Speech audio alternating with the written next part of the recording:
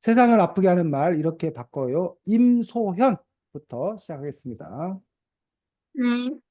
이 책에는 세상을 아프게 하는 말이 여러 개 나와 있는데, 이 책처럼 자신이 상처받은 말을 듣거나 한 적이 있어요? 저는, 저는 오빠에게 여러 번 들어봤어요. 예를 들어서, 제가 뭐 하고 싶다고 하면, 부정적인 말이나, 자꾸 자기와 다른 점을 틀렸다고 말해서 기분이 안 좋았어요. 지금도 다해. 지금도 오빠 있는 이렇게 눈치 본 거야? 네. 다해. 나, 나는 내 가족 모두한테서 나 싫어하는. 들어봤다고 안 들어봤다고? 들어봤어요. 뭐 다원이겠지 뭐. 네, 다요. 다한테 가족 다한테 뭐라고? 네, 여기요. 욕을 들어봤다고? 가족들이 너한테? 네, 네, 제가 들어봤어요. 네. 소연이 진행. 소연이. 음. 이거 저요? 나는 오빠가 내 외모를 비하하는 말을 들어봤어. 예를 들어, 오빠는 콧대가 높고, 난 콧대가 낮다고 들었어. 콧대가 낮은 게 외모 비하하는 말이야? 네. 아 정말? 콧대가 높아야 돼? 아니, 그건 아닌데, 오빠가 계속 응. 이렇게 해놓고서는 여기에 저는 어. 조금 안 닿는데, 어. 오빠는 닿는다고. 음. 엄마 닮아서 콧대가 그렇게 낮냐? 하면서. 그 엄마를 비하한 거 아니야? 그러면? 아니에요. 서연아, 오빠한테 네? 그래. 그 100만 원이면 해결된다고 걱정하지 말라고 그래. 내 100만 원보다 내 코트 높을 거라고 그래. 어. 소연이 진행해. 흐름이. 제가 언니라서 딱히 가족들한테 들어본 적은 없어요. 근데 친구들이 별명 같은 거 부를 때 싫어요. 별명이 뭔데 푸르면? 푸른 하늘? 어떻게 하셨어요? 그런 식이에요, 어쨌든. 아니 이름 보니까 푸른 하늘 같은데 푸른 하늘은 좋지 않냐? 그런 거 아니에요? 친구 중에 하늘이라는 애가 있는데 맨날 둘이 푸른 하늘이라고 놀렸어요. 그러니까 그 푸른 하늘이라고 들으면 기분 나쁘냐고. 약간 기분 나쁘면서도 웃기면서도 그래요. 어, 그래. 그래. 야, 푸른 하늘 같은 별명은 그나마 괜찮을 것 같은데. 소연이 진행해. 저 하나. 응. 다 했어? 네. 네. 여러분들에게 뭐 상투 좀 막 소연이는 선생님을 겁먹고 있었어. 소연이가 지난번 수업 시간에요. 선생님 시비 걸어가지고요. 저 상처 받았어요. 그렇게 할 줄 알고 선생님이 막 쫄아가지고 막 있었는데. 자, 수고했습니다. 다음 2등 서연이. 그냥 그 남자랑 여자를 차별하는 그 구간에서 여자라고 차별받은 적이 있는지 궁금해. 저는 딱히 차별받은 적은 없어요. 소현이. 저는 옛날에 이사 오기 전에 유치원에서 남자애가 축구학원을 다니는데 저도 다니고 싶다고 말했는데 남자애가 선생님이 무서워서 여자애는 못 다닐걸? 이라고 말해서 기분이 나빴어요. 음, 너를 아, 보호해 준 예. 거 아니야? 소연아? 아니죠. 그건 아니야? 너가 많이 집에 같이 혼나서 슬플까 봐 그 저 친구가 너를 좋아해서 보호해 준 거 아니야? 아니에요. 그런 것도 아니었다고? 음, 빈정대는 거였어? 너를 무시하는 거였어? 네. 그래. 아, 예. 나도 들어본 게 딱히는 없어. 소름이. 왜 목소리가 또 갑자기 안 들리지, 푸름이? 나도 처벌받은 적 없어. 음, 그치. 네, 알겠습니다. 자, 그래서 이 책은 특징이 특별히 차별 중에서도 이제 이른바 언어에 의한 말에 의한 그런 차별을 얘기하고 있고 우리 지금 서연이가 이른바 성차별 언어에 의한 성차별을 몇 가지 이제 예를 들고 있는데 이 아예 한 장 전체가 성차별에 관한 그런 이야기를 하고 있는 걸 볼 수가 있습니다. 그래서 그거 우리가 좀 그 짚고 넘어간 다음에 그 다음 사람 우리가 또 할 수 있도록 하겠습니다. 그다음에 푸르미가 할 차례인데 우리가 먼저 요 이야기 잠깐 짚고 넘어가겠습니다. 어, 제일 처음에 보니까 남자가 대표가 되는 말. 아, 사실은 우리말만 그런 게 아니라 자, 이게 뭐야? 남자, 맨. 맨이 남자라는 뜻도 있지만 사실은 맨이 남자라는 뜻 이전에 무슨 뜻도 있어? 여자. 맨이 여자라는 뜻도 있어? 어? 자, 무슨 뜻? 저요. 사람. 사람, 사람이라는 뜻이 있어, 맨이. 어? 그래서, 여자는 특별히 이제 뭐라고 그러고, woman, 어, 여자는. 그래서 이 맨이라는 거 자체가 좁게는 남자를 말하지만 사실은 그냥 이 맨이라는 말이 그냥 일반적인 사람, 남자, 여자를 통틀어서 사람을 말할 때 우리가 맨이라고 이렇게 얘기하는 그런 부분들을 볼 수가 있습니다. 이렇게 남자 이퀄 전체의 사람을 대표하는 그런 말인 걸 볼 수가 있고, 자, 형제. 형제도 우리가 남매라는 게 있고, 자매라는 게 있습니다. 자, 자, 형제는 누가 누구? 형이랑 동생, 형과 아우, 형과 동생. 남매는 오빠랑 여동생. 여자분이야, 또는 누나랑 누나와 남동생. 남동생, 자매는 언니와 언니와 동생.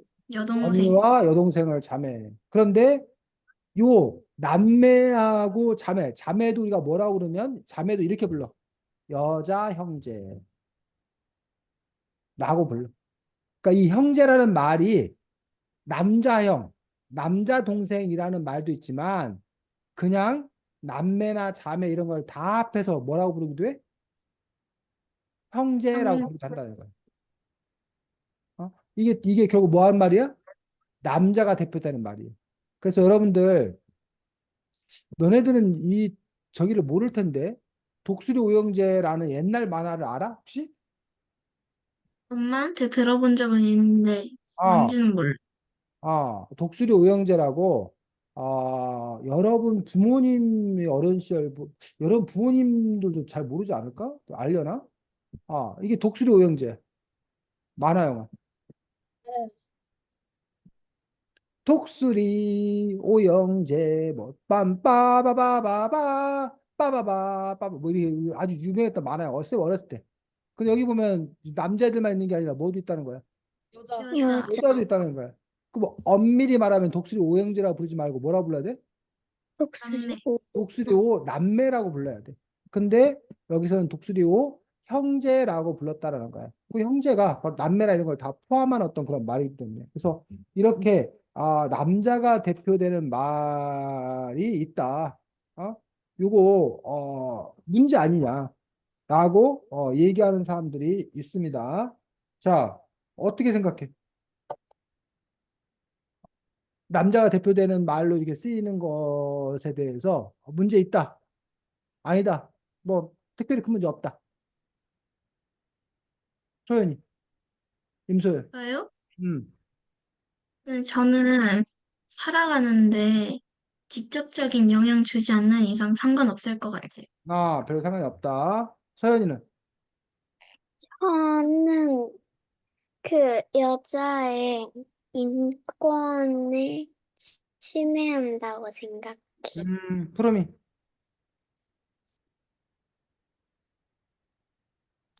일부러 사람들이 막 여자를 차별하려고 막 형제 막 여자 형제 이렇게 만든 건 아닌 것 같아가지고 딱히 영향을 주지는 않는 것 같아요. 다해. 형제가 여자가 한 명인데 형제라 부르면 왠지 그 여자가 왠지 남자가 된 느낌이 들 것 같아요. 자, 그래서 이제 여러분들이 이 경우에 다시 이제 입장이 뭐 푸름이나 소연이처럼 딱히 별 문제가 없다라고 여기면 뭐 상관이 없는데 소연이처럼 이게 문제다라고 여기는 경우에 이제 다시 이제 두 가지 나뉩니다. 하나가 아 문제니까 바꿔야 한다. 라는 쪽의 주장이 있고 또 하나는 문제지만 그동안 그냥 오랜 세월 동안 그렇게 써왔는데 이제 와서 뭘 바꾸려고 그러면 너무 번거롭다. 힘들다. 그러니 그냥 뭐 하자?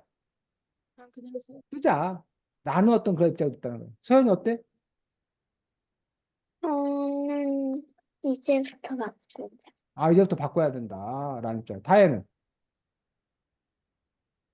나도 바꿔야 된다. 바꿔야 된다. 근데 바꾸면 이제 그 다음에 이제 또 그 다음 논의가 그러면 뭘로 바꿀 거냐. 대안은 뭐냐. 라는 그런 또 논의가 또 있어야 된다는 거예요. 그래서 과거에 실제로 남성 중심의 사회였다는 얘기예요. 언어라는 것은 그 사회의 의식, 생각을 반영하는 거예요. 그러다 보니까 남자 중심의 사회다 보니까 남자 중심의 언어가 발달할 수밖에 없었어요. 근데 지금 현재는 남녀 평등 사회야. 그러니 현재 시대 상황에 맞게 언어도 뭐 해야 된다? 바꿔야 된다라는 주장이 있는 거고 아까 말했듯이 또 한쪽에서는 근데 언어라는 것들이 오랜 세월 동안 습관, 관습으로 굳어졌으니 그걸 고치기 힘드니 그냥 그것들을 인정하자. 일부러 그걸 고치려고 하지 말자. 그러면 또 뭐라고 반박하냐면 아니 그 사회를 반영한다면 언어가 사회가 바뀌었으니까 그럼 언어도 뭐 해야지? 바뀌어야지. 그게 맞는 거 아니야. 라는 어떤 그런 논쟁들이 또 이렇게 있는 것들을 볼 수가 있습니다. 그 다음에 여기 보면 청소년은 있지만 청소년은 없다고 해서 역시 청소년이라는 말 자체에 이른바 우리 중고등학생 또래의 남녀 모두 앞에서 우리가 청소년이라고 얘기하고 있고 청년이란 말도 마찬가지야. 청년. 청년이라는 말 안에 여자, 남자 다 합해서 그 나이의 어떤 사람들을 다 청년이라고 얘기하고 있고 여기 13쪽에 보니까 뭐가 나와? 13쪽에 심슨 쪽에 효자손. 효자손이 뭔지 알아? 네. 그 네. 할머니 할아버지 죽을 때 쓰는 왜 그 이름이 효자손인지 알아? 효자처럼 시원하게 등을 긁어준다는 뜻에서 붙여진 이름일 거예요. 그래서 이게 자기가 등 간지러울 때 이렇게 긁어야 되는데 손이 막 안다. 그리고 또 이제 어른이 되면 이렇게 피부가 이렇게 각질 뭐 이런 게 더 노화가 돼서 많이 생긴대. 그다음에 더 많이 그 간지러운 일이 많이 있다는 거야. 근데 이제 그럴 때 이제 누가 이렇게 등을 이렇게 긁어줘야 되는데 이렇게 자식이 이렇게 등을 긁어주면 시원해서 그게 어떻게 보면 그것도 효도라는 거지. 그래서 그거를 이제 대신하는 데서 효자손인데 이 책에서는 왜 효자손 갖고도 문제를 삼아?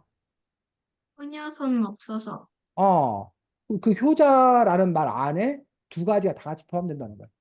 하나는 이렇게 효도하는 아들이라는 의미가 있어. 어이구 효자네라고 할 때 효도하는 아들이라는 의미도 있지만 다혜가 효도를 해도 사람들이 뭐라는 거야?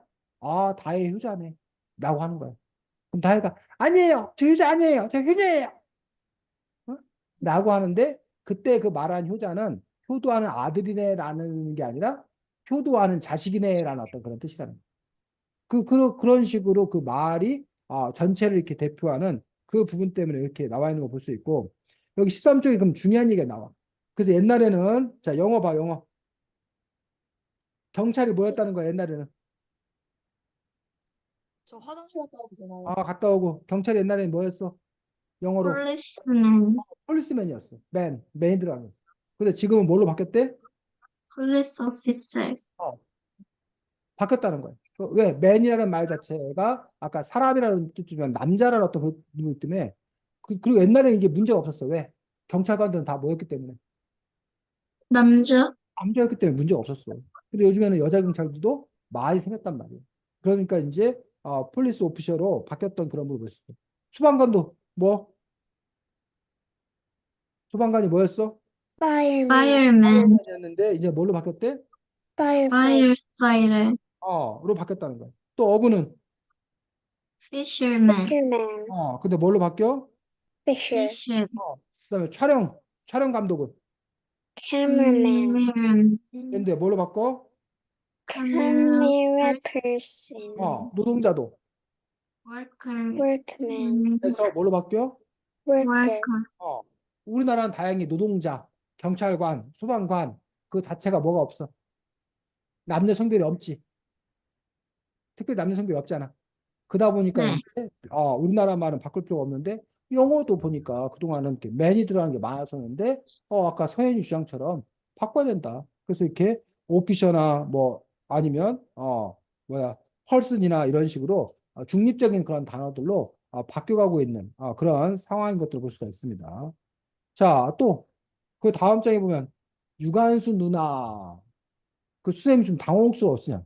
유관순이 지금 나이가 몇 살이냐면 만약에 살아있으면 몇 살이냐면 120 몇 살이야. 125살이야. 125세야. 그럼 사실은 유관순 뭐라 불러야 돼? 고조 할머니 뭐 이렇게 불러야 될 것 같아. 근데 이제 우리가 보통 뭐라 그래? 유관순 열사, 열사. 너는 유관순 열사라 불러? 소연이는? 교과서에는 유관순 그렇게 불, 그렇게 나와? 너가 들어? 네, 그렇구나. 또 다른 사람들이 본 책이나 서연이는 뭐라 불러? 유관순. 열사, 유관순 열사라 부르고 푸르미는 네, 유관순 열사요. 그래? 다혜도?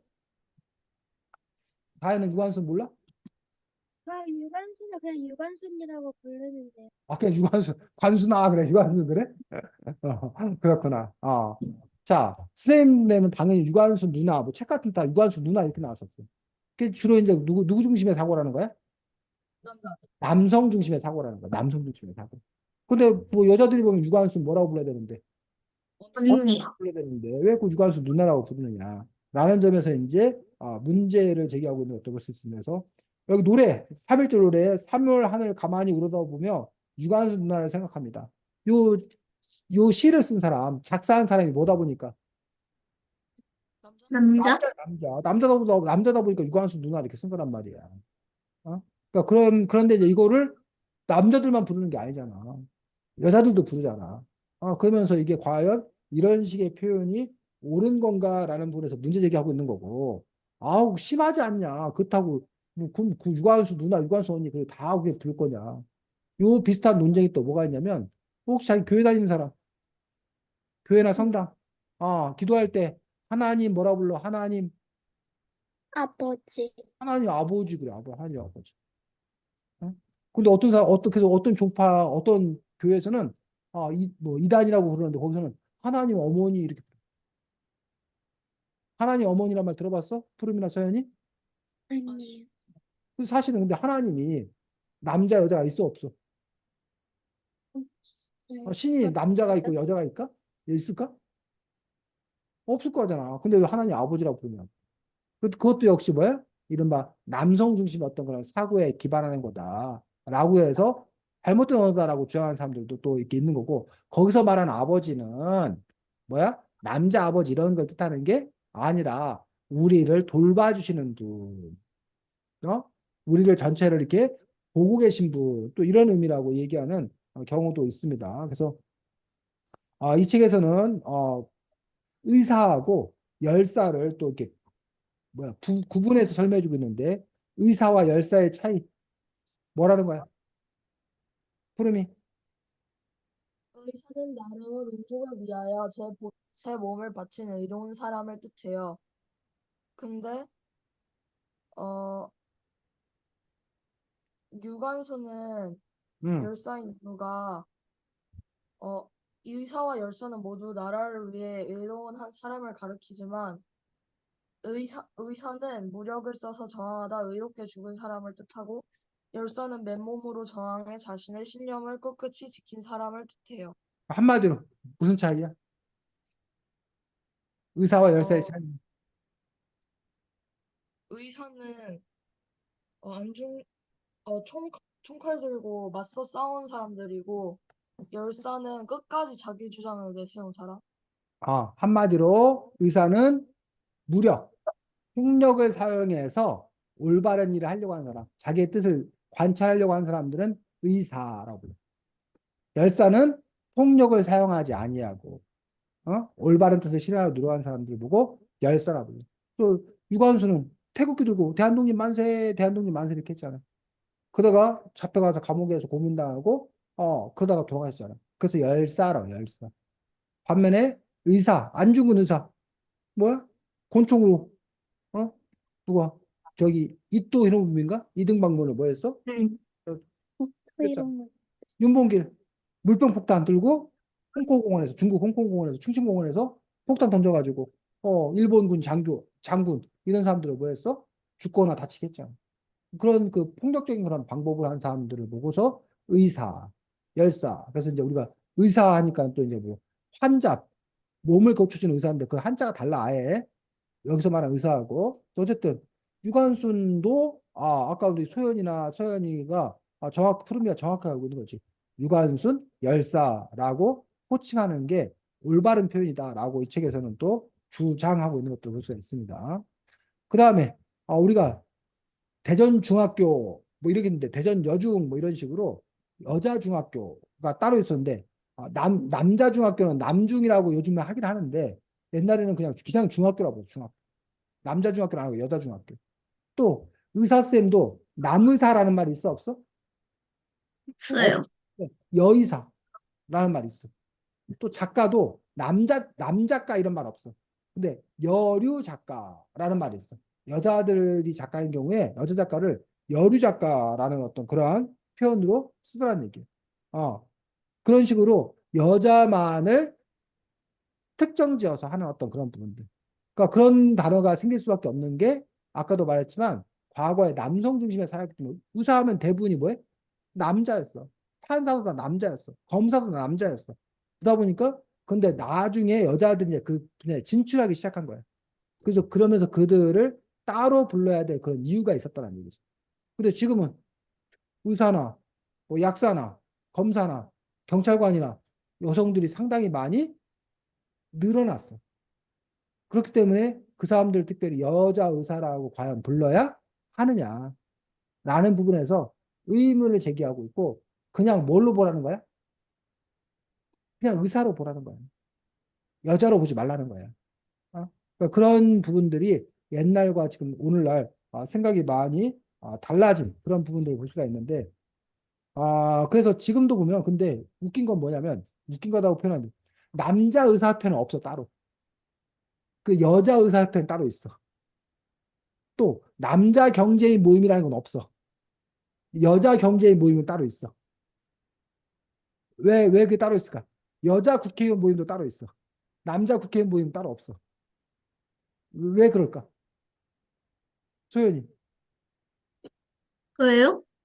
왜 여자 의사협회, 여자 국회의원 모임, 여자 그 사장, 여자 경제인 연합회 이런 게 따로 있어. 왜 그럴까?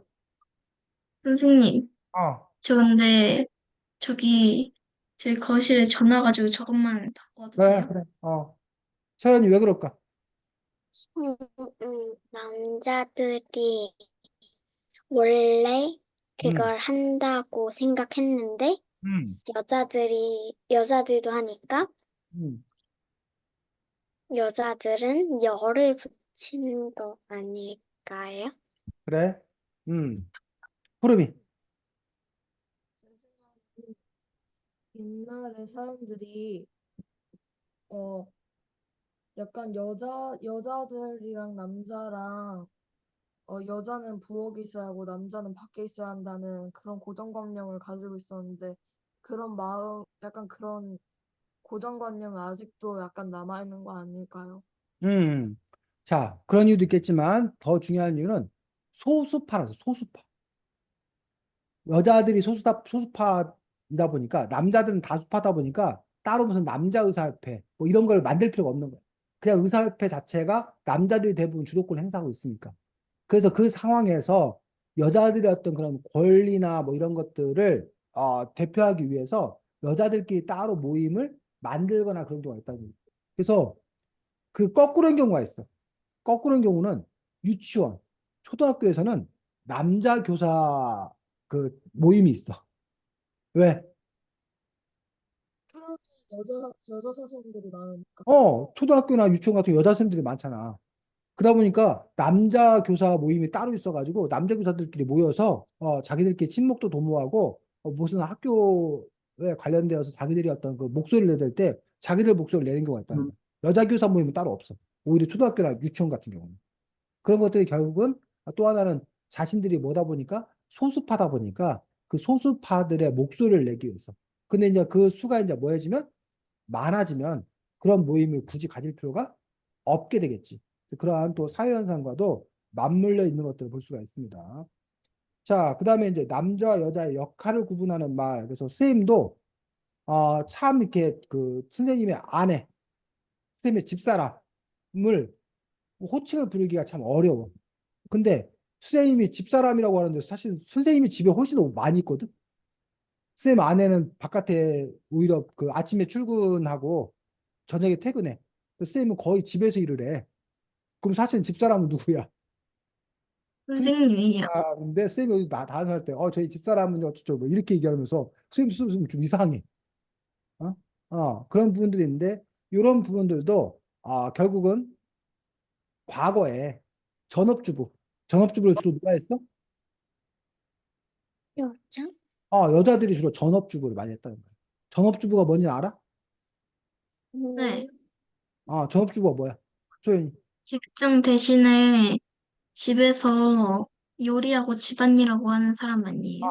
그걸 이제 전업이라는 거는 그거를 도맡아서 다 하는 그게 자기의 가장 중요한 일인 그런 뜻이야, 전업. 그래서 여러분들 왜 그 부모님들 중에 맞벌이 그 두 분 다 이렇게 직장 다니시는 경우 있잖아. 맞아요. 근데 직장 다니고 퇴근하면 집안일도 하시잖아. 네. 가정주부도 한단 말이야. 그러니까 그런 그 바깥일도 하고 가정주부도 하고 이런 사람을 보고 전업주부라고 안 해. 어? 그런 경우 전업주부가 아니고 다른 직장 없이 오로지 그냥 뭐 청소하고 음식 요리하고 아이들 돌봐주고 집안 살림 이끌어가고 이런 거를 전담해서 하는 경우를 우리가 뭐라 그런다? 전업주부. 근데 그동안 전업주부는 대부분 누가 하는 걸 당연히 여긴 거야? 여자가. 누가 하는 걸 당연히 여겼다는 거야. 근데 최근 들어서 전업주부를 남자들이 하는 경우가 과거에 비하면 많이 늘어났어. 어? 그리고 작가들 중에도 전업 작가가 있는 거 알아? 아니요. 전업 작가. 전업 작가가 뭘까? 아까 선생님 전업주부를 설명해 줬어. 전업 작가는 집에서 집안일을 하면서 어, 어. 어, 글을 쓰는 사람? 아니 그렇지 않아. 근데 전업이 도맡아 하는 거예요, 다? 그렇지 도맡아 하는 거야. 전업이라는 게 그러면은, 아니 그 일에 집중하는 그 일만 그러면은 하는. 만화만 그리는 사람이에요? 그럼 전업 만화가겠지. 전업 만화가.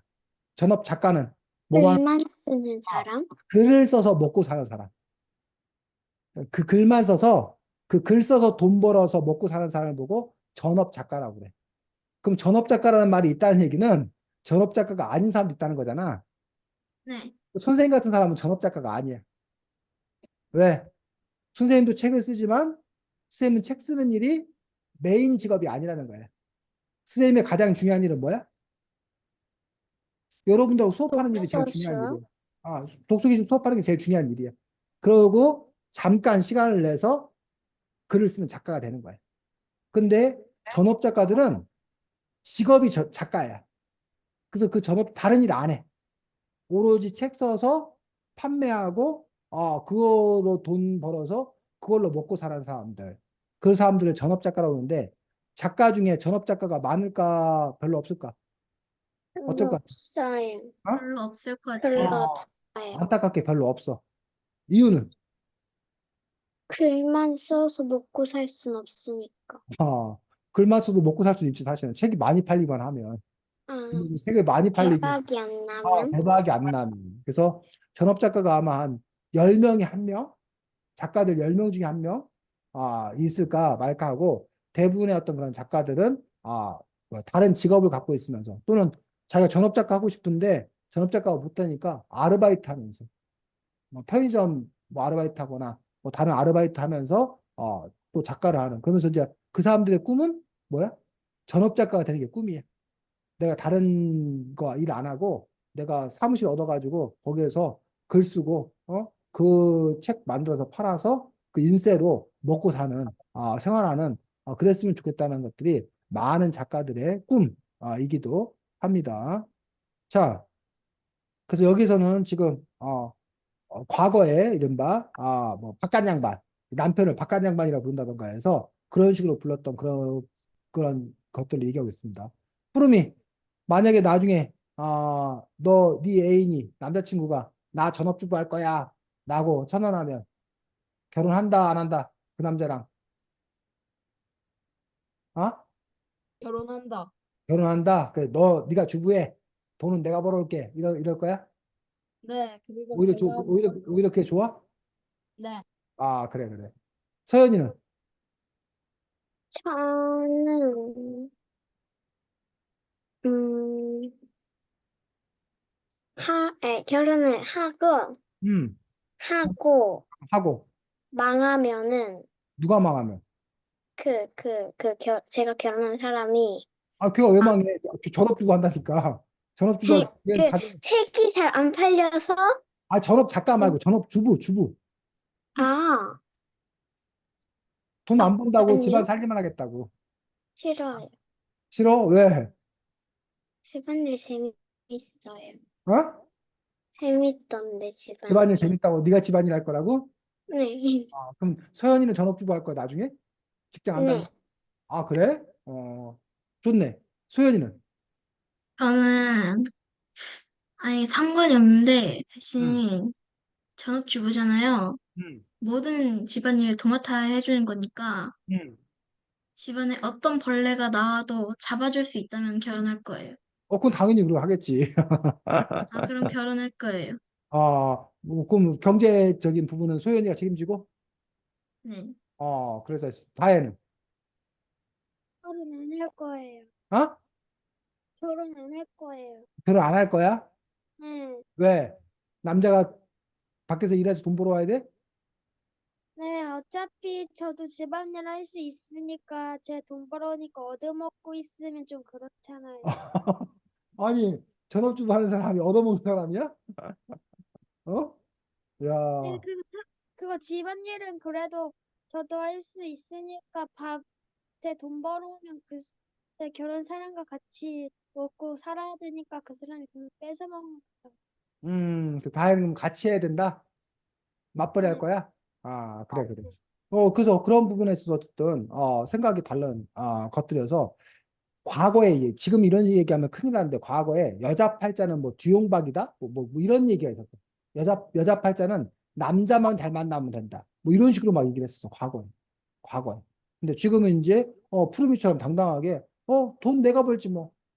남자 너 집안일해. 잘 됐어. 너가 집안일 다 해주면 나는 밖에 나가서 너 일하면서 돈 벌어놓고 나 집안일하기 별로였는데 잘 됐어. 이런 사람도 있는 거고.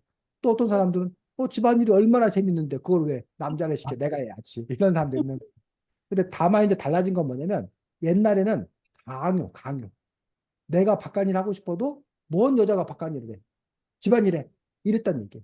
근데 지금은 이제 뭐 할 수 있다는 거야? 선택. 실수? 선택할 수 있다. 근데 우리가 오해하지 말 것은 그래서 전업주부 하는 건 뭐 실패한 거다. 뭐 이게 아니라 전업주부도 내가 뭐해? 좋아서 내가 선택하는 거야. 내가 잘할 수 있어서. 그런 점에서 이제 두 사람 간의 그런 합의가 또 이렇게 중요한 부분 아닌가 싶습니다. 자, 그다음에 23쪽에는 남자들 사내 녀석이 그걸 울어 남자다움을 강요하는 말. 그래서 여러분도 아마 기집애가 무슨 여자애가 무슨 이러면서 혹시 그런 말 들어봤어? 여자애가 기집애가 라는 말 혹시 살면서 푸름이 잠깐 했는데 어떤 수학 선생님한테 들었어요. 뭐라고? 왜? 어떤 상황에서?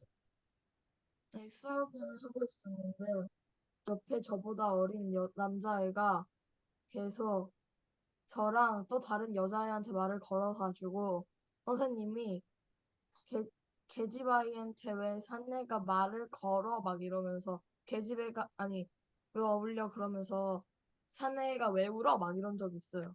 아, 그 아이 보고, 그래. 그 쌤, 그 농담한 것 같은데. 그 다음에 또, 다른 사람들은, 다혜는 네. 없고, 서연이는, 차서연. 그 여자라고 한 적이요? 여자애가. 여자가, 그래서 되겠어? 라고. 여자니까 이렇게 해야지! 라고 하는 것들. 아니요. 없고, 소연이는. 딱히 없는 것 같아요.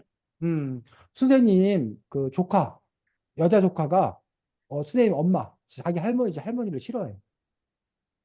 왜냐면 선생님 엄마가 맨날 그 손녀딸한테 하고 손자하고 손녀가 있는데 손녀딸한테는 기집애가 왜 가만히 앉아 있어?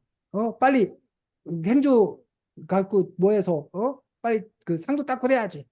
그러면 그 선생님 조카인 손녀가 그랬어. 손녀가 아 오빠는 텔레비 보고 있는데 오빠한테는 안 시키고 그러면 선생님 엄마가 할머니가 야 아들하고 딸하고 같아 라고 옛날에는 그렇게 생각했던 거야. 소연이 저희 오빠는 시켜도 안 해요. 그지 오빠를 시켜도 안 해. 큰일이네. 그럼 나중에 장가가기 힘들다고 그래. 그리고 이거는 장난돼요. 남자 여자라서가 아니라 한 집안의 구성원이라서 당연히 해야 될 일이라고 그래. 지금 쌤이 이렇게 얘기하면 쌤 아내가 쌤한테 막 되게 혼내. 지나 똑바로 하지. 지는 집안일 하나도 안 하면서 어떻게 다른 사람한테 와서 뭘 하라고 말로는 막 이러면서 쌤한테 맨날 혼나. 쌤 맨날 혼나. 어.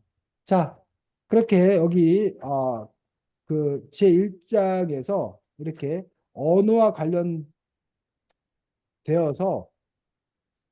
여러 가지 그 문제가 되는 어떤 그런 부분들에 대해서 1장에 쭉 이렇게 나와 있습니다. 그래서 마지막에 이제 31쪽에 보면 이른바 픽토그램에서도 그림에서도 주로 뭐 남자들 중심으로 이렇게 그림을 그리는 것들. 그래서 요즘에 이런 것들도 점차 바뀌고 있는 어떤 그런 상황들입니다. 그래서 최근 들어서의 어떤 그런 상황은 남성, 여성을 구별하지 아니하고 무성, 성을 이렇게 표현하지 않는 그런 쪽으로 지금 현재는 방향이 많이 바뀌어가고 있는 그러한 상황입니다. 그래서 우리 정서로는 좀 이해가 안 되는데 더 심하게는 독일인가 그런 나라에는 기숙사가 남자 여자가 따로 없어. 우리나라는 남자 기숙사 여자 기숙사가 따로 있잖아. 근데 독일의 기숙사는 남자 여자가 그냥 같은 방에 산다는 거야. 남자 여자를 구별하지 않아. 또 최근의 경향은 또 뭐가 있냐면 화장실도 우리나라는 일부러 남성 폭력이나 이런 것 때문에 남자 화장실 여자 화장실 일부러 법에서 따로 설치하라고 규정을 하고 있어. 근데 최근 들어서의 경향은 남자 여자 화장실을 구별하지 않아야 된다는 거야. 왜 그런 문제가 생긴지 혹시 알아? 성차별이요? 트랜스젠더. 트랜스젠더가 뭔지 알아? 아니, 들어본 적은 있어요. 성 전환 수술을 한 사람이야. 남자였는데 여자가 된 사람이야. 또 여자였는데 남자가 된 사람이야. 그러니까 이런 사람들 같은 경우에 그러면 어느 화장실을 이용해야 되느냐, 어느 목욕탕을 이용해야 되느냐, 뭐 이런 문제가 생기면서 자연스럽게 이런 성을 그럼 차라리 구분짓지 말자. 이런 식으로 또 주장을 펼치는 사람들도 있더라는 거지. 뭐 그런 점에서 어쨌든 이거 좀 이렇게 안에 들어가면 좀 더 이렇게 복잡한 그런 문제가 되기도 하는데, 뭐 나중에 또 기회가 되면 그런 문제는 다시 얘기해 보도록 하겠습니다. 서연이 뭐, 근데 그거 성을 바꾸는 사람은 그렇게 많지 않지 않아요? 그렇지. 지금까지는 네. 소수인데, 근데 그런 소수자의 권리도 존중해야 된다라는, 그럼 옆에다가 따로 또 만들면 안 돼요? 그렇지. 따로 만드는 것도 가능한데, 그럼 따로 만들게 되면 이제 비용이 이제 많이 드는 거지. 그런 점에서 이제 고민들이 있다 보니까, 그럼 아예 그냥, 공동의 화장실로 바꾸자. 라는 어떤 그런 식으로 바뀌는 경우도 있고, 뭐 그런 부분에서 어쨌든 또 이렇게 차이가 있는 것들을 볼 수가 있습니다. 그래서 우리나라 남자들은 주로 이제 서서 소변을 보잖아. 네. 소변기가. 근데 이제 요즘에는 남자들도 이렇게 앉아서 소변 보는 문화로 바뀌고 있는 거 알아? 어? 특히 그 집에 같은 경우는 이렇게 좌변기가 이렇게 있는데 서서 오줌 싸면 막 이렇게 튀고 막 이래가지고 지저분해진다고 그래가지고 앉아서 오줌 싸라고. 어때 여러분 아빠들 서서 오줌 싸 앉아서 오줌 싸 몰라? 서서일걸요? 서서 그래서 아빠한테 그래 아빠 변기 청소 안 할 거면 이제 앉아서 싸세요. 선생님도 그거를 처음에는 받아들이지 못했어. 아니, 왜 도대체 앉아서 오줌 싸라고 그러냐. 그 너무 막 말도 안 되는 거라 생각했어. 그래서 쌤이 몇 년 전부터인가 앉아서 소변을 보는데 별 문제 없더라고 보니까. 뭐 그런 부분에서 이제 그런 문화가 조금씩 이제 우리나라도 바뀌고 있는 어떤 그런 상황인 것들을 볼 수가 있습니다. 자, 다음 2등, 3등, 푸르미. 어, 장애인은 옛날 사람들은 장애인을 장애우라고 불렀는데 만약에 제 장애가 있는 사람인데 장애우라고 불렀으면은 기분이 어땠을 것 같아요? 어, 다의 의견이 궁금해요. 나는 기분이 나빴을 것 같아. 왜냐하면 왠지 장애우가 장애인보다 더 왠지 더 안 좋게 느껴지기 때문이에요. 소연이. 우리 반에도 실제 장애인 친구가 있는데 그 친구도 우리랑 별거 다를 거 없는데 장애우라고 불리면 뭔가 존중받지 못하는 기분 들 것 같아서 기분 안 좋을 것 같아. 서연이. 나? 서연이. 나는 내가 장애우라고 불리면은 기분이 되게 나쁘고 나를 되게 얕잡아 보는 것 같을 것 같아.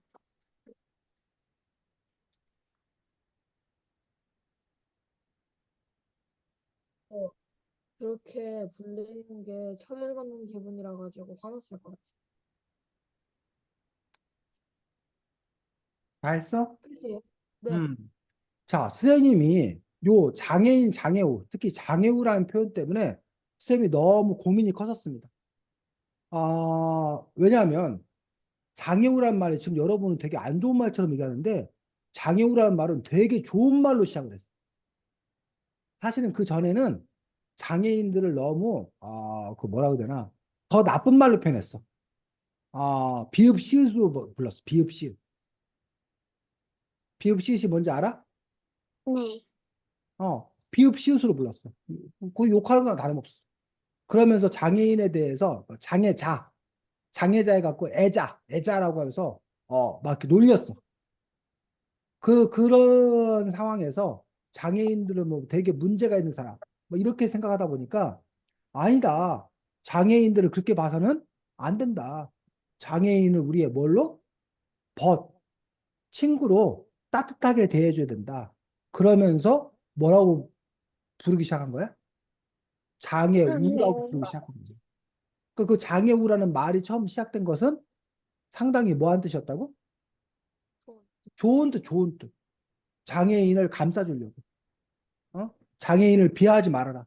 장애인의 우리의 친구다. 이런 뜻으로 장애우라는 말이 시작이 된 거라고. 그래서 참 좋은 말이었어. 좋은 말 알고 있었어. 근데 어느 날부터 장애우라고 부르면 안 된다는 거야. 그거는 문제 있는 사람이라는 거야. 그 선생님이 뭔 소리예요? 장애인 도와주겠다는데 그게 왜 나빠요? 참 이상하네. 하고 막 선생님이 이해를 못했어.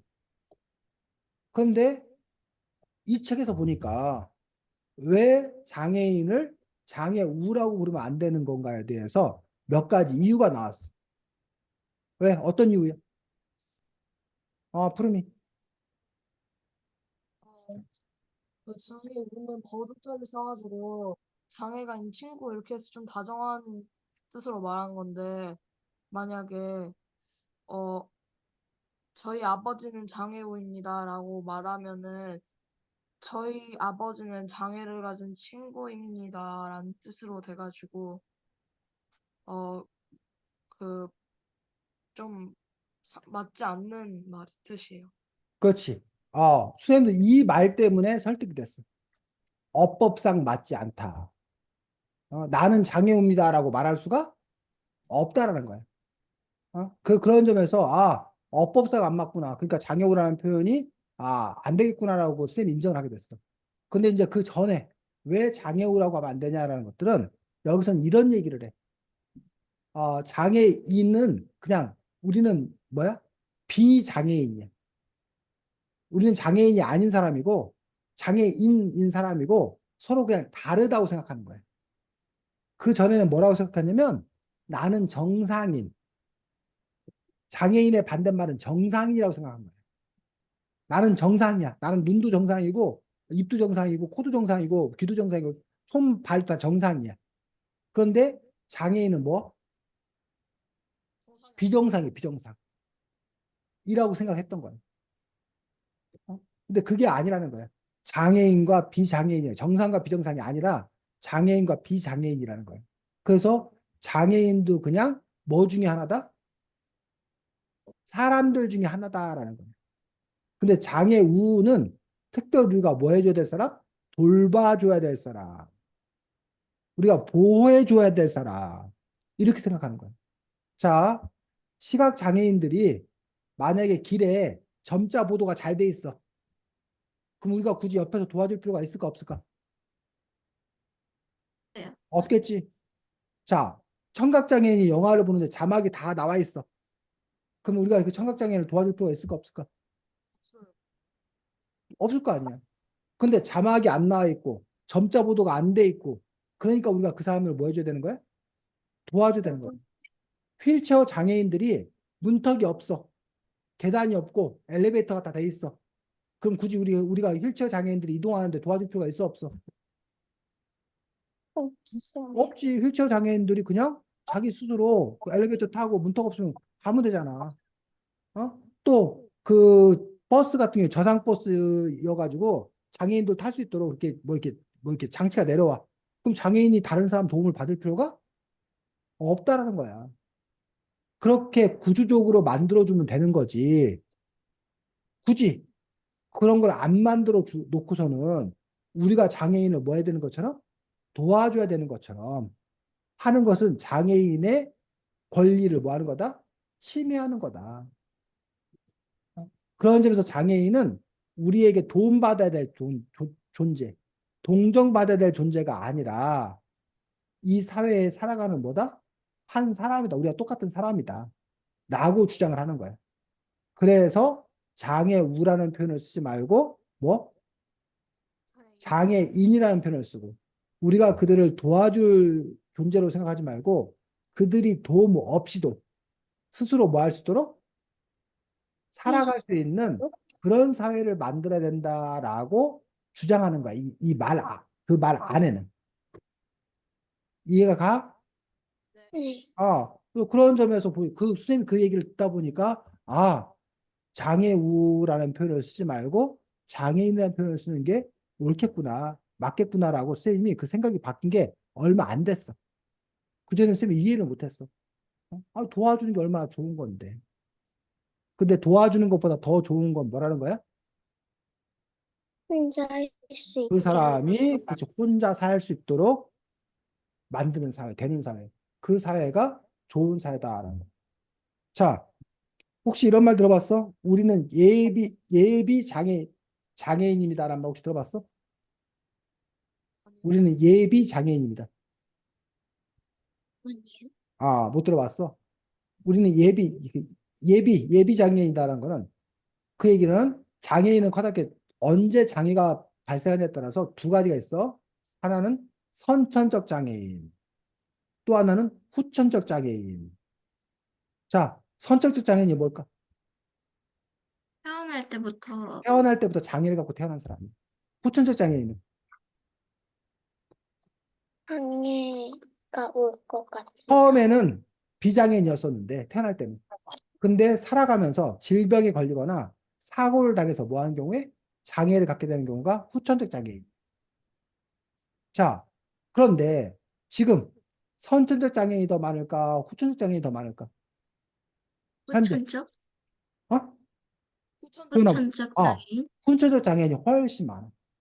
왜냐하면 예전에는 의료기술이 발달하지 않았어. 근데 지금은 엄마 뱃속에 있을 때 다 검사해. 그래서 너무 장애가 심한 경우에 사실은 뭐 하는 경우도 있어? 아예 낙태해가지고 아이를 안 태어나게 하거나 장애인 상태에서 어쨌든 뭐야 우수를 바탕으로 치료를 하고 태어나는 경우가 많아. 그래서 선천적 장애는 옛날보다 많이 줄어들었어. 반면에 지금은 사람들이 오래 살다 보니까 또는 막 교통사고 이런 게 잦다 보니까 후천적 장애인이 많이 생겨났어. 후천적 장애인이 많이 생겼다는 것은 그런 일이 없어야겠지만 우리도 살다 보면 언제 어떻게 병에 걸리거나 사고를 당할 수도 있다는 얘기지. 그럼 우리도 뭐가 될 수 있다는 거야? 장애인. 장애인이 될 수 있다는 거야. 그런 점에서 우리가 예비 장애인이다라는 그런 표현. 그래서 장애인들을 위해서 뭔가 시설을 해주고 하는 것들이 그 돈 드는 일이거든. 그래서 아까 누가 서연이가 소수를 위해서 뭐 그런 분 했는데 소수를 위해서 그렇게 할 필요 있어요? 돈 드는데 계단 오르내는 데인데 왜 엘리베이터 돈 들어 설치해요? 라고 하는데 어 우리도 장애인이 될 수 있다는 거 얼마든지. 그리고 그 엘리베이터가 만들어지면 장애인들만 쓰는 게 아니라 할아버지 할머니들 걷기 힘드신 분들 이런 분도 엘리베이터를 이용해서 편하게 다닐 수 있다는 거예요. 그러니까 우리 사회가 그렇게 기본 자체를 누구나 살 수 있는 사회로 바꿔야 된다라고 주장하는 또 그런 사람들도 있는 걸 볼 수 있습니다. 다해 다해 할 차례 음, 아닌가? 뭐 해? 이 이 책에서처럼 남자라는 단어가 맨날 맨 앞에 있으면 맨 앞에 있고 여자라는 단어가 맨 뒤에 있으면 기분이 어떨 것 같아? 소연이?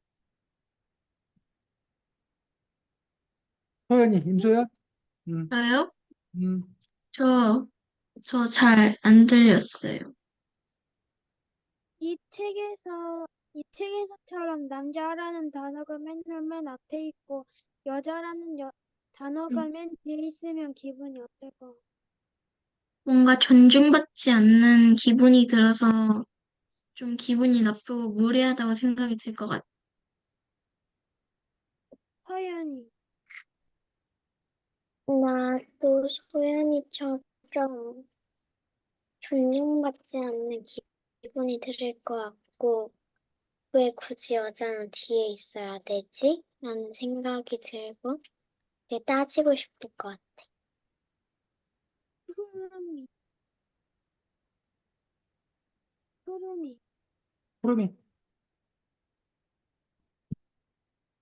여자는 항상 남자랑 차별될까라는 생각이 들었을 것 같아. 나는 왠지 남자 맨 앞을 때 맨날 있으니까 왠지 여자만 차별받는 기분이 들 것 같아. 다 했어요. 그 선생님이 그래가지고 이번에 그 책 쓰면서 거기에도 선생님이 보통 우리가 할아버지 할머니라고 그래 할머니 할아버지라고 그래 할아버지, 할아버지, 할머니. 할머니. 할아버지 할머니라고 할머니, 할아버지. 소연이는 할머니 할아버지라고 그래 그 선생님이 그래서 일부러 할머니 할아버지 썼다가 할아버지 할머니 썼다가 그것도 선생님 일부러 순서를 왔다 갔다 했어 또 주인공이 네 명인 다섯 명인데 네 명 그 남자 여자 성비를 또 일부러 뭐하고 맞추고 어? 남자 몇 명, 여자 몇 명에서 일부러 맞추고, 뭐 이런 식으로 그런 점에서 의식적인 어떤 그런 노력을 하는데, 우리나라 말에는 상당히 많은 어떤 그런 말들이 부모, 부가 아버지 부, 모가 엄마, 어머니 모자에서 남자가 늘 세우는 그런 말들이 상당히 많이 있는 것들을 볼 수가 있는데 그 점에서 이제 역시 그것도 남성 중심의 어떤 그런 부분들이기 때문에 그런 점에서도 그것들이 바뀌어야 되는 거 아닌가. 그리고 여러분 학급 출석부도 옛날에는 남자들이 1번에서부터 20번까지 남자들이 먼저 하고 그다음에 뭐 30번부터 40번까지 여자들이 하고 해서 남자들이 먼저 했었어. 근데 요즘은 그것도 학급에 따라서는 여자들이 먼저 하고 남자들이 뒤인 경우도 있지. 서연이 반은 어떻게 돼 있어? 출석부. 성이나 이름. 남자 여자 막 순서대로. 섞어가지고 그냥 쭉 한 거야? 아니요, 그 앞에 어, 글자가 어. 초성이 제일 앞에 그러니까는 있는 애가. 남자 여자 관계 없이 무조건 초성 이름 순으로 쭉 했다고? 네. 아, 그럼 뭐 1번이 남자고 뭐 2번 여자고 이럴 수도 있는 거야, 막 섞여 있다고? 아니요, 그냥 다 섞여 있어요. 그러니까는 그렇구나. 푸르미는 푸르미는 어떻게 됐어? 대덕초 다녔다가 성모초 갔다가 다시 대덕초로 돌아왔는데 대덕초에서는 그냥 상관없이 이름으로 했었는데 성모초등학교에서는 남자 먼저 했어요. 아, 남자 먼저 있고 여자는 나중에 있고. 하얀. 저희는 매년마다 남자가 먼저일 때도 있고 여자가 먼저일 때도 있어요. 아, 그때 바뀌어? 1년마다 순서가 바뀌어. 만약에 남자 먼저 했다면 나머지 뒤로 가요, 숫자가. 지금은 어때? 지금 반은 남자가 먼저 해. 지금 반 남자가 먼저고 소연이 학교는 저는 지금은 그 번호순이긴 한데, 남자 번호순 이렇게 쫙 한 다음에, 그 다음에 여자 번호순 이렇게. 그 작년에도 그랬어? 계속 그랬어? 아니면 올해만 그런 거야? 3학년이랑 올해요. 아, 그럼 너네도 홀수 학년은 남자가 먼저고 짝수 학년은 여자가 먼저인가 보지 그러면? 아니요. 그건 그 아니야? 어. 펄스 학년은 그냥 번호순으로 했어요.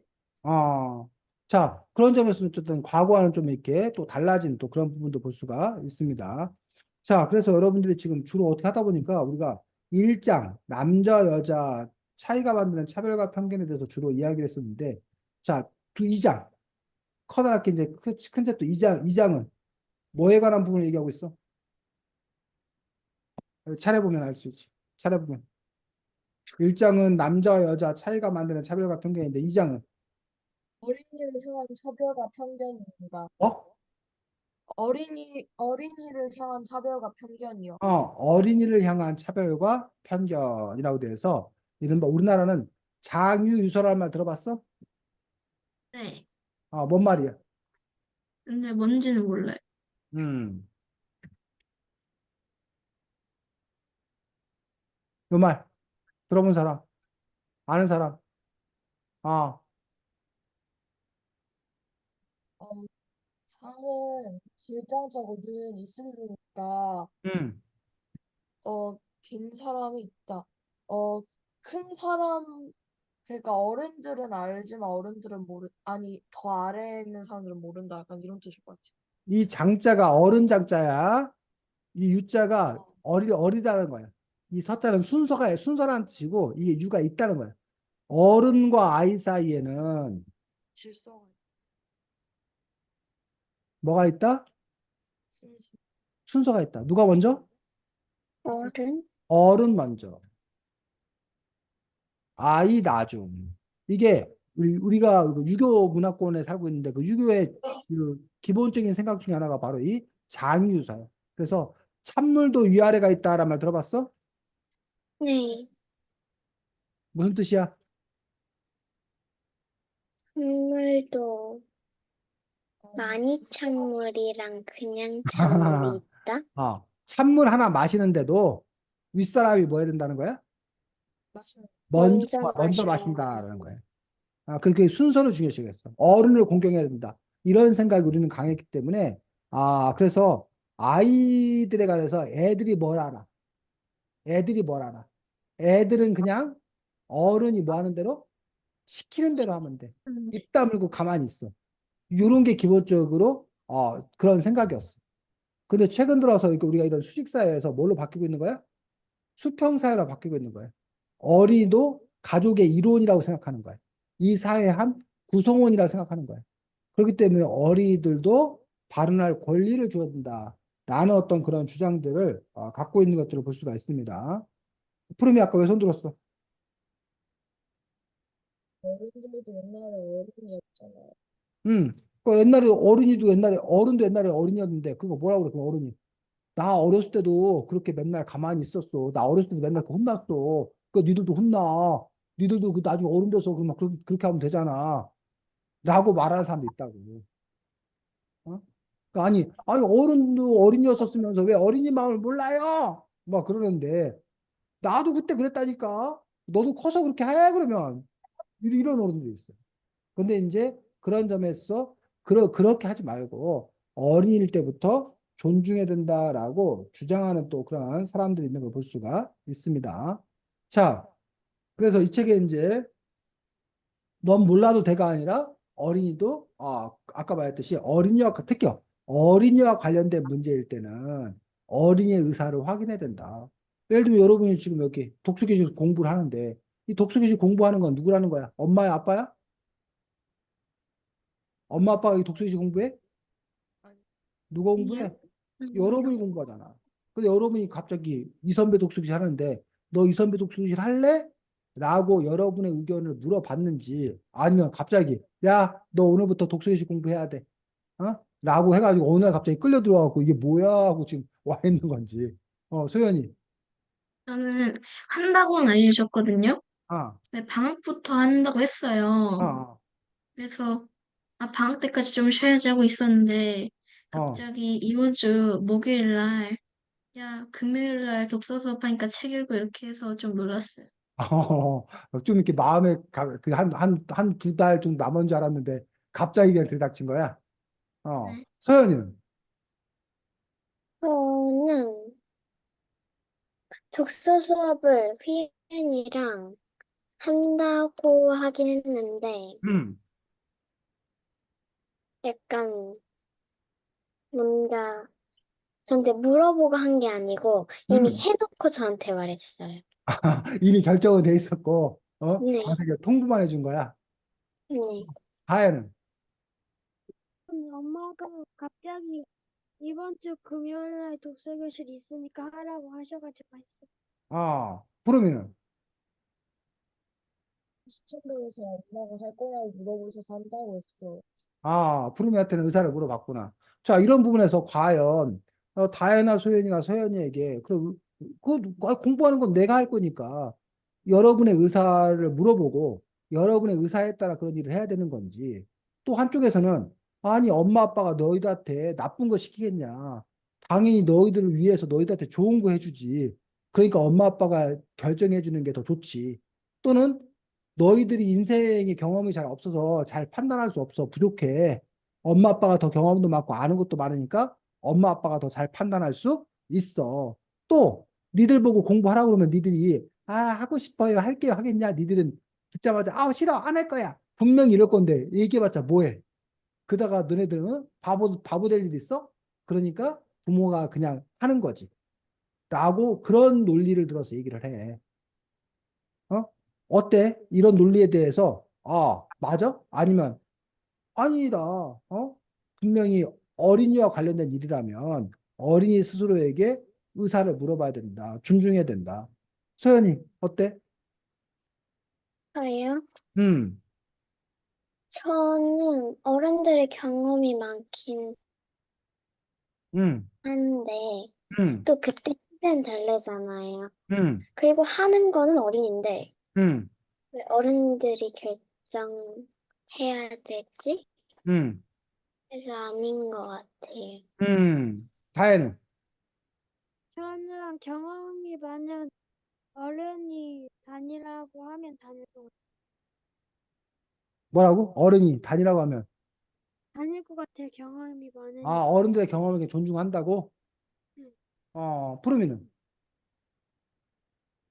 어른들이 아무래도 더 오래 살았으니까 어른들이 결정해야 하는 것들도 있지만 그런 잘, 어린이들이 결정하는 거니까 당연히 어린이한테 의사를 물어보고 하는 게 맞다고 생각합니다.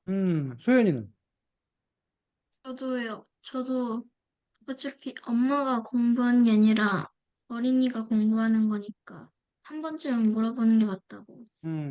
근데 이제 한 번쯤 물어보는 게 맞는데, 근데 그 물어보는 게, 쌤이 그 부탁하고 강요의 차이가, 야, 너 독서교실 할래? 아니요, 나 안 할 건데요. 야, 그냥 해! 이럴 거면 그 물어보는 게 의미가 있어? 너 할 거야? 그러는데 안 할 거야? 그러면, 그래, 그럼 하지 마. 이래야 물어보는 의미가 있는 거 아니야, 소연아? 근데 부탁이랑 명령은 다르잖아요. 그러니까. 그런 점에서 너는, 그러니까 물어만 보면 되는 거야? 아니면 물어봐서 그 사람이 거절하면, 싫다고 그러면, 안 할 수 있는 거야. 어떻게 된다고 생각하는 거야, 소연이?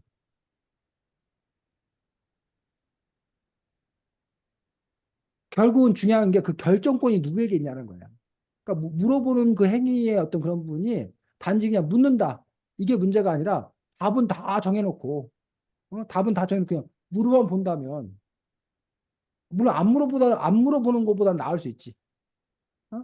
그런데 결정은 다 해놓고 물어만 본다면, 그럼 그거는 좀 이렇게 뭐야, 눈 가리고 아웅한다고 그런다? 그런 표현을 하는 거지. 그런 점에서 과연 그 결정은 누구에게 결정권이 있는가?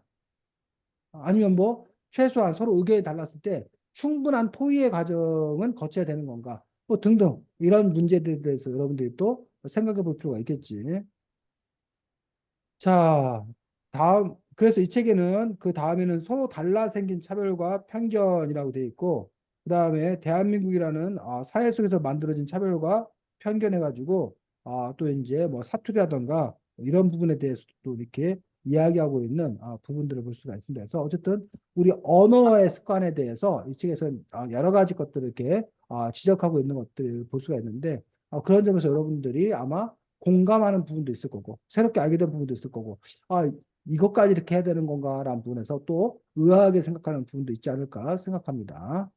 자, 다음 주에는 도깨비폰을 개통하시겠습니까? 라는 책입니다. 도깨비폰을 개통하시겠습니까? 라는 책. 동화책입니다. 동화책. 그래서 여러분들 도깨비폰이 뭐에 관한 책 같아? 제목만 들어봐도 알 것 같지 않아? 도깨비. 도깨비, 도깨비도 나오고 여러분들 스마트폰 관련되어서 여러 가지 또 이야기가 나오는 책입니다. 그래서 서현이가 갖고 있네. 음.